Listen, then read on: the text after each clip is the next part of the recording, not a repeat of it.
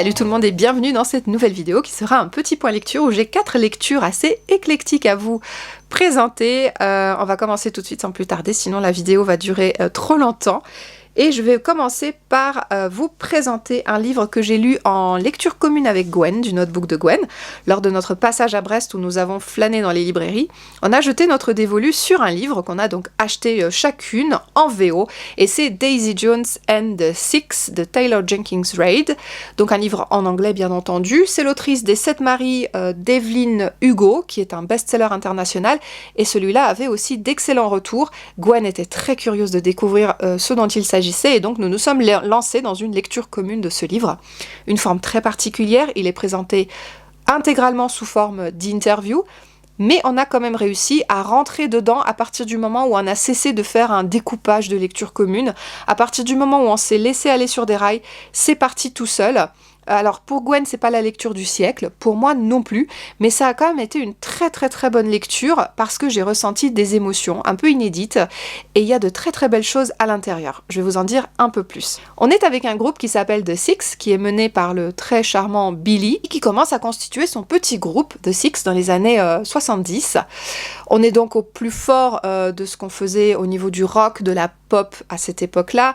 Il y a encore tout le retour des maisons des maisons de disques et des producteurs, etc. Donc c'est hyper intéressant de voir un peu comment fonctionne le milieu de la musique. Aujourd'hui, on sait qu'il a énormément évolué, qu'il n'a plus du tout ce même visage.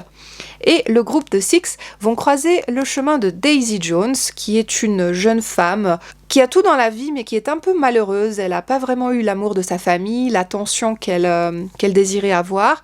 Et elle évolue un peu seule comme ça. Elle laisse passer toutes ses émotions donc à travers sa voix, qui est juste extraordinaire. Elle se produit dans des bars, mais pas vraiment encore de succès à l'horizon.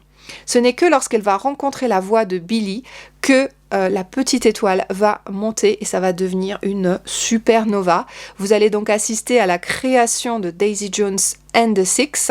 Ils vont se concentrer sur l'écriture d'un nouvel album. Et bien sûr, je vous en dis pas plus parce que sinon, voilà. Sexe, drogue, rock'n'roll, vous trouvez plein d'éléments, plein d'ingrédients qui font que le rock, c'est le rock.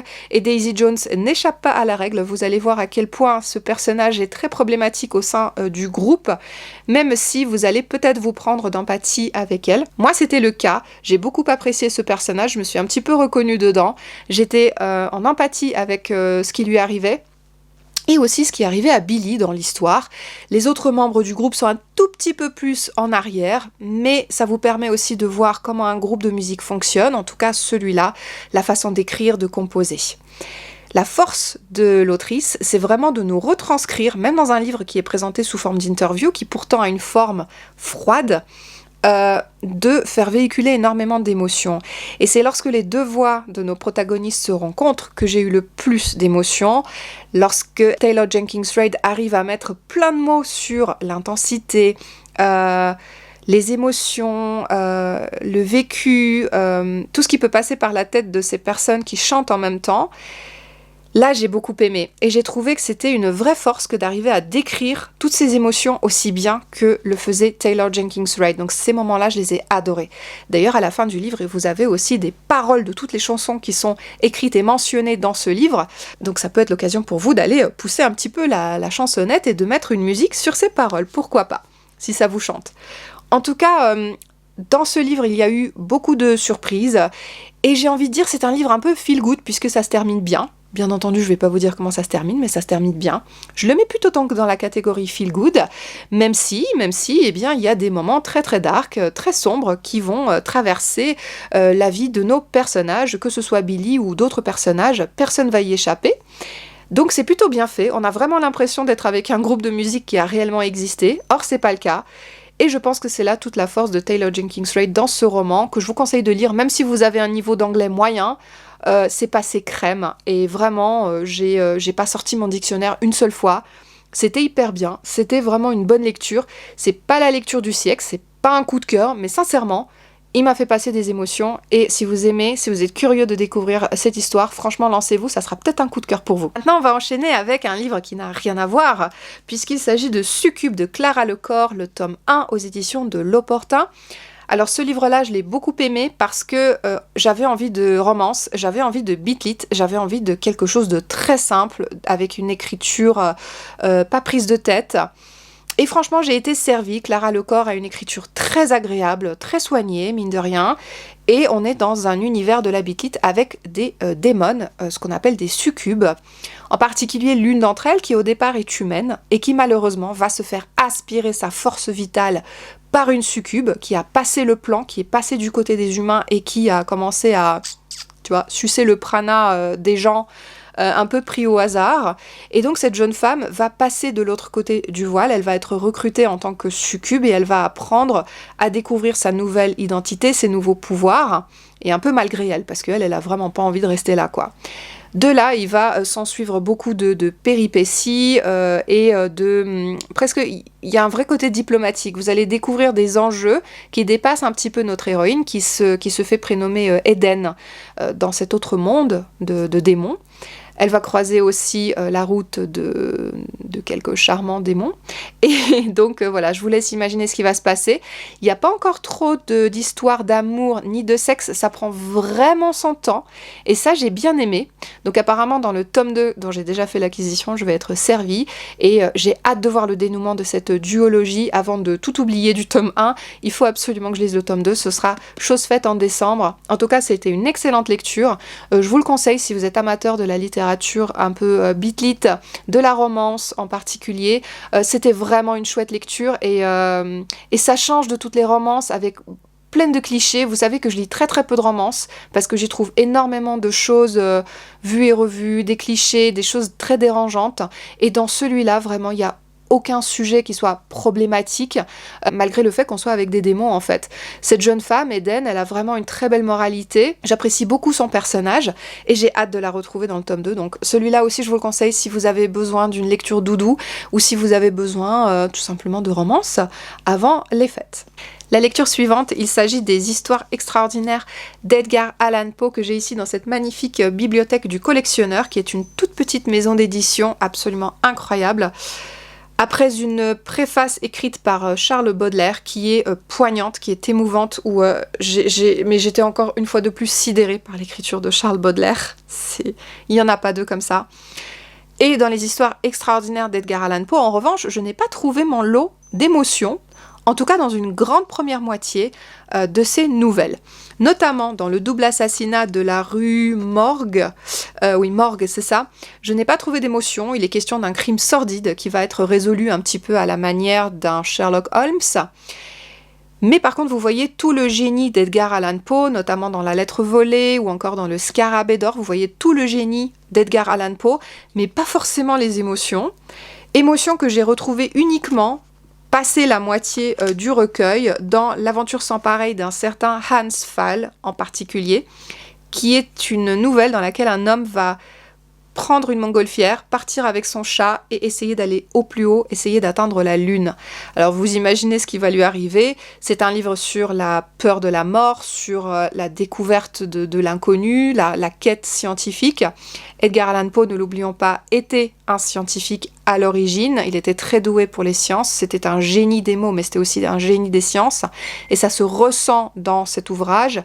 Ça se ressent dans toutes ses œuvres. Edgar Allan Poe, c'était aussi un être extrêmement miséreux, qui a vécu très longtemps, qui a vécu une petite partie de sa vie, en tout cas dans la grande misère, après avoir suivi de brillantes études. Il a fini alcoolique, il est mort jeune, et son histoire est juste à pleurer. Charles Baudelaire la raconte très très bien dans l'introduction de ses petites nouvelles. J'ai surtout apprécié quand Edgar Allan Poe parle d'amour. En particulier dans la deuxième partie de ce recueil de nouvelles, avec des femmes qu'on aurait dû aimer, des femmes qu'on n'a pas pu aimer. Là, j'ai apprécié. Et puis, bien sûr, cette nouvelle sur la fabuleuse montée de Hans Pfaall au ciel. C'était assez poignant et il y a du sordide, il y a du morbide, il y a du romantique, il y a du gothique. Forcément, on est avec Poe. Je vous invite à lire ces histoires extraordinaires et à me dire ce que vous en avez pensé. Accrochez-vous, c'est quand même une certaine forme de littérature. Néanmoins, ça se lit très bien. Son écriture est parfaitement fluide et très agréable. Vous êtes humble face à tout le génie, à tout le talent d'Edgar Allan Poe pour construire des histoires. Mais je suis un peu mi-figue et raisin parce que j'ai pas trouvé des émotions dans toutes les nouvelles. En tout cas, je continuerai à lire du Edgar Allan Poe lorsque je serai dans un mood gothique de nouveau. La dernière lecture de ce point lecture, c'est le tome 3 de La Traversée des temps d'Éric Emmanuel Schmitt qui s'appelle Soleil sombre. On est chez Albin Michel, je lis beaucoup d'Albin Michel en ce moment. C'est une énorme saga dans laquelle Éric Emmanuel Schmitt s'est donné pour ambition d'écrire les aventures du personnage de Noam qui traverse les époques depuis le néolithique jusqu'à nos jours. On est d'ailleurs sur une double temporalité dans ses romans maintenant. On est avec le personnage de Noam qui n'est autre que Noé. Nous avons lu ce livre en lecture commune avec Gwen et avec Maud. Écoutez, Maud n'a pas apprécié certains aspects de sa lecture, elle trouve que c'est le moins bon tome des 3. Gwen est en PLS parce que c'est son auteur préféré et elle est très déçue. Pour ma part, je trouve aussi que c'est le moins bon tome des 3 déjà parus. Pour moi, le premier tome a été une excellente lecture, pour les filles c'était un coup de cœur. Le coup de cœur pour moi, c'était le 2, qui se passe à l'époque de la construction de la tour de Babel, en Mésopotamie, voilà. Mais pour moi, ce tome 3 a été extrêmement décevant. Pourquoi ? Parce que je n'ai pas trouvé les éléments que j'attendais, en tout cas, sur la période égyptienne, que j'aime aussi énormément, et je m'attendais à retrouver de nombreuses notes de bas de page qui me racontent la civilisation égyptienne, comment elle se passait, la société, etc. Là, on est uniquement avec quelques enseignements sur la thanatopraxie à cette époque, sur les étapes de momification, les techniques de momification qui furent très intéressantes dans cet ouvrage. On est toujours avec le personnage de Noam et ses histoires de cœur. Il est beaucoup question d'amour, il est question aussi du consentement dans ce livre-là. Il est question d'amour, il est question de sexualité, il est question de tout ce qui est transmission aussi. Il est question de consentement dans un couple également, de la différence d'âge homme-femme dans un couple. Donc à chaque tome, c'est thématique très particulière. Dans le tome 2, c'était beaucoup la maternité. Dans le tome 1, c'était la paternité qui était plus en cause. J'apprécie beaucoup qu'Éric Emmanuel Schmitt parle un peu de ses valeurs dans chacun de ses tomes. Voilà, je me suis ennuyée pendant les 3/4 de ce roman, sauf à la fin, lorsque l'on va toucher à Moïse, au diplet d'Égypte et au départ à l'exode de Moïse.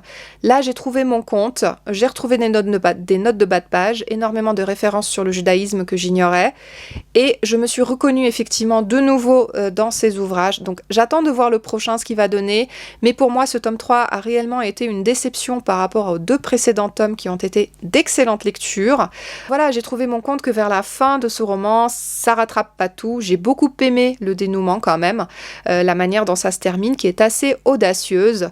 J'ai beaucoup aimé le traitement des chats également, puisqu'on est en Égypte ancienne.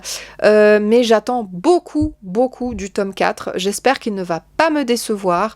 J'ignore à quelle période on sera. Je sais en tout cas qu'on sera avec le personnage de Noam et aussi la belle Noura. Je peux quand même vous conseiller cette saga qui commence à sortir en poche. J'ai vu le tome 1 en poche. N'hésitez pas à vous le procurer pour découvrir cette merveilleuse histoire qui transcende les époques et qui est extrêmement facile à lire. Merci beaucoup d'avoir suivi ce petit point lecture, j'espère que ça vous aura plu. Je vais vous retrouver très prochainement avec des points lecture un petit peu plus thématisés, je l'espère. Et puis pour ma part, il ne me reste plus qu'à vous souhaiter d'excellentes fêtes de fin d'année, d'excellentes lectures de fin d'année. N'hésitez pas à me dire ce que vous avez pensé de ces livres si vous les connaissez déjà, ou en tout cas de me dire si ça vous tente. Retenez en tout cas de ce point lecture vraiment la très bonne saga Succube, la très bonne duologie Succube de Clara Lecor, et retenez aussi Daisy Jones and the Six. Bien entendu, Edgar Allan Poe reste une référence et je vous le conseille quand même 1000 fois de découvrir cet auteur gothique. Et pour ma part, c'est tout. Je vous embrasse fort, je vous souhaite de très belles lectures et de très belles fêtes de fin d'année.